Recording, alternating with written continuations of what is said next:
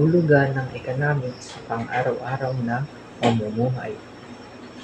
Ang economics ay isang sangay ng agham panlipunan na nag-aaral kung paano tutugunan ang tila walang katapusang pangangailangan at kagustuhan ng tao gamit ang limitadong pinagkukunan ng yaman. Ang ekonomiya at sambayanan ay maraming pagkakatulad. Manikir in 1997.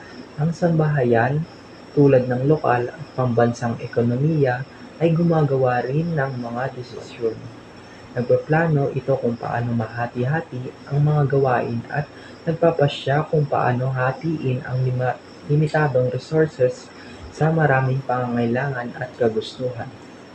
Ang pagpapasya ng sambahayanan ay maaaring nakatuon sa kung magkano ang ilalaan sa pangangailangan sa pagkain, tubig, tirahan at iba pang mga bagay na nakapagbibigay ng kasiyahan sa pamilya. Samantala, ang pamayanan, katulad ng sambahayan, ay gumaganap din ng iba't ibang desisyon. Ang pamayanan ay kailangang gumawa ng desisyon kung ano-anong produkto at serbisyo ang gagawin, paano gagawin, para kanino, at gaano karami ang gagawin. Lumalabas ang mga batayang katanungang nabanggit dahil sa suliranin sa kakapusan. May kakapusan dahil may limitasyon ang mga pinagkukunang yaman at walang katapusan ang pangangailangan at kagustuhan ng tao.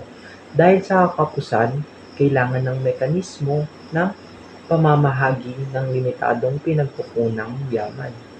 Ang kakapusan ay kaakibat na ng buhay dahil may limitasyon ang kakayahan ng tao at may limitasyon din ang iba pang pinagkukunang yaman tulad ng yamang likas at kapital.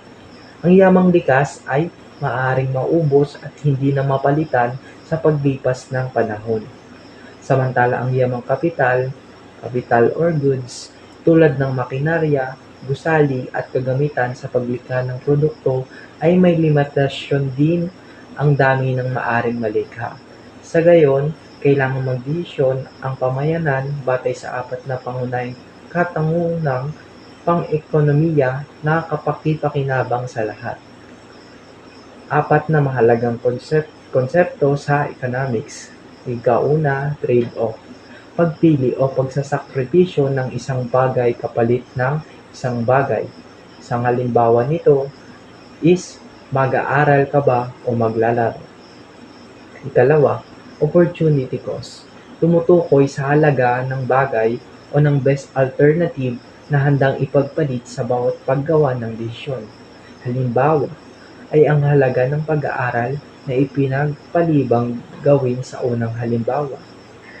Ikatlo, incentives. Pag-aalok ng mas mura at mas magandang serbisyo at pagbibigay ng mas maraming pakinabang sa bawat pagkonsumo ng produkto o serbisyo.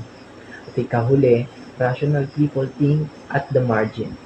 Pagsuri ng isang individual ang karagdagang halaga, maging ito man ay gastos o pakinabang na makukuha mula sa gagawing desisyon.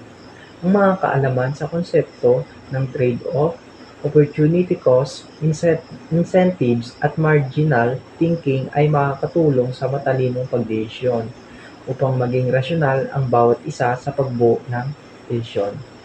Yun lamang po. Salamat sa pakikinig.